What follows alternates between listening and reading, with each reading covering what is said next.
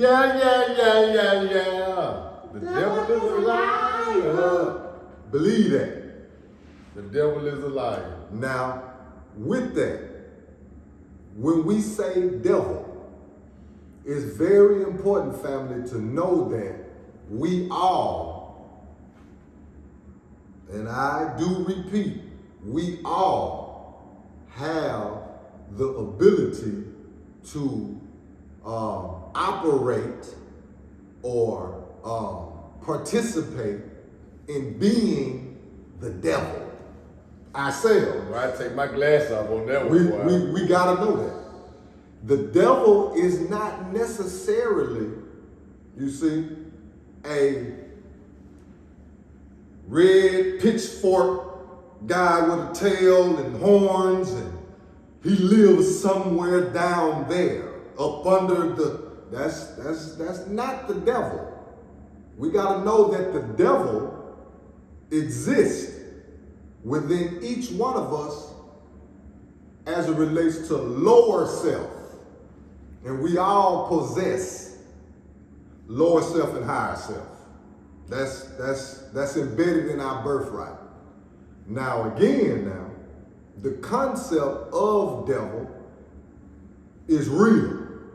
We gotta know that.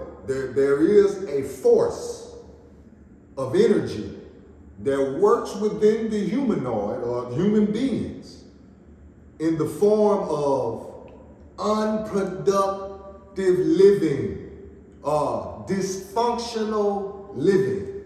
We gotta know that. That's an influence, though, of an energy. Okay? We have already went through a series, me and my brother, of the 12 powers of man. We all gotta know that we all living with a will. Will is one of the 12 powers. Now, your will can be influenced by the devil. That's a factamento. But the key to it all is effectively mastering the mind. Because the mind is a powerful tool. Wherever the mind goes, the body is going to follow. So what are we saying? What you saying, brother second son? You know what I mean? What we saying is your mind can be attached to wrong living via the devil or the concept of the devil. That's important. Now again, we got to be able to master the mind and go through the proper channels of mastering the mind. The brother spoke about detoxification.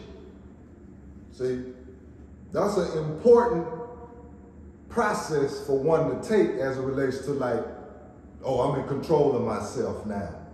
The devil doesn't have a hold to me no more. You see, be ye transformed, remember, by the renewing of your mind. Now to renew, that means something new has to take place. A lot of times, like I was saying, man, that new shit that's gonna take place is a spanking, man. A lot of us hard-headed, man. You know, a lot of us have to be reminded and reprimanded, man, in bad ways, man. Bad shit has to happen sometime to get our attention, man. Usually how it works. And like I say, man, that rock bottom, I think has built more giants than anything, because ain't nowhere to go but up once you hit rock bottom.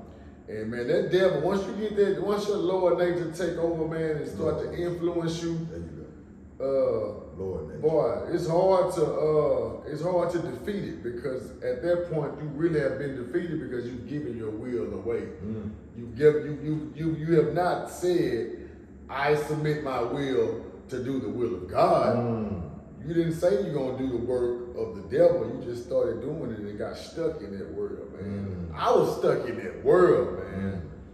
And my heart wasn't evil. I wasn't doing evil or devilishment to other people. I was doing it to myself. And if I'm doing it to myself, then I can't be any good to my brother. I can't be any good to my children. I can't be any good to my friends. Well, the people that are hanging around, a lot of these times, they're really not your friend. They're only your friend when it's party time. And so that's what I had to learn too, man, that a lot of the things that I was holding on to, a lot of the people that I was holding on to, that I really was affectionate about, was the same shit that was actually holding me back or pulling me down. And once I said I didn't want to be in that place anymore, I want to step out, that's when these people started to be like, wait a minute, what you think you're gonna walk away from we've been doing this with 5, 10, 15, 20 years, what you doing? And that's where the sacrifice come in. And so, man, you gotta be willing to walk alone sometimes to really get to where you're trying to get to. And once you start realizing that you are walking alone, or you feel like you're walking alone, that's when it really kick in that you never was alone this time at all. God was always there, even when you was out there with the devil. But again, we just had submitted ourselves. I'm talking about my personal self. You know what I'm saying? I'm not ashamed no more, man. I was ashamed for a minute, man. It ain't, but it's shameful, man, having this much money, man, and then getting down in the whole 5, 10, 20,000 in the red, man.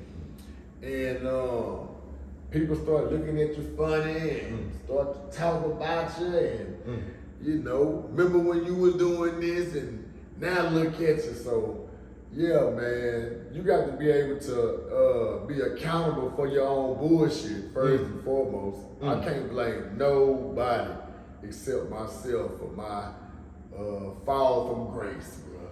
It's a reoccurring thing. Yeah, listening to you say that, it's a reoccurring thing that you know.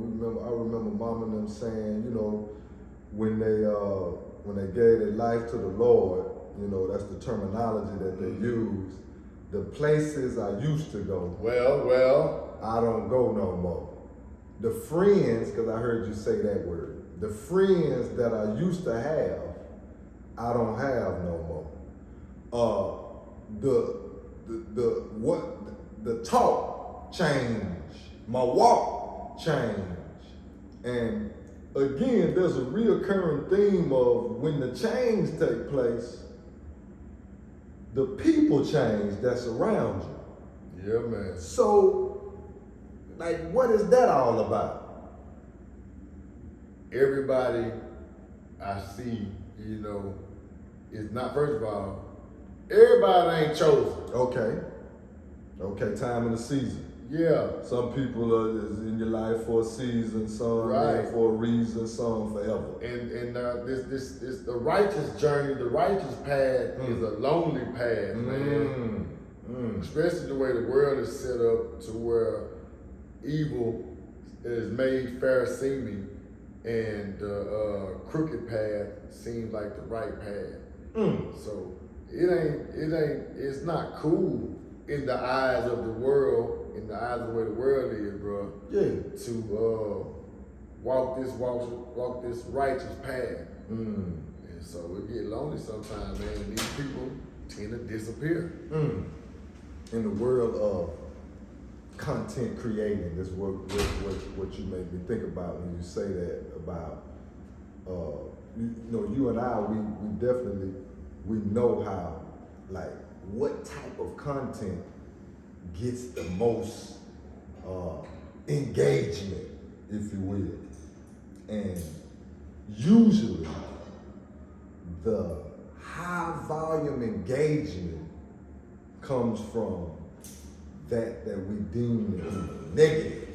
I know, man. That's why every now and then I'm gonna have to tell y'all about my strip club experiences, man, and how I was throwing all of my money away, man, and how the sections and the bottles and how in one night $2,500 can get out of there real fast, man, between section bottles and whores and drugs, man, hotels, man.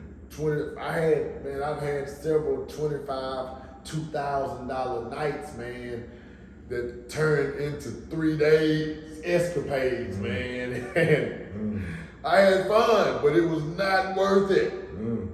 because it damaged me, man, so much on the inside, bro. It's like I just left parts of my spirit and parts of my soul just fragmented all over the place. And that's what that midlife crisis was about, when I realized when the fun stopped, when the party stopped, when the money gone, man, the hoes gone, the friends gone, the one that you laying in the bed with, saying you love her, she love you, you look over there, that bitch gone too. So that's when you realize, whoa, maybe I made a wrong turn somewhere. Okay. You know what I'm saying? And I know I made several wrong turns, man. And like I say, boy, rock bottom. I'm gonna have to write a book called Rock Bottom, bro. Okay. All right. Cause man, if it wasn't for rock bottom, I wouldn't be where I'm at right now. Okay. So I'm not mad at nobody. There we have it.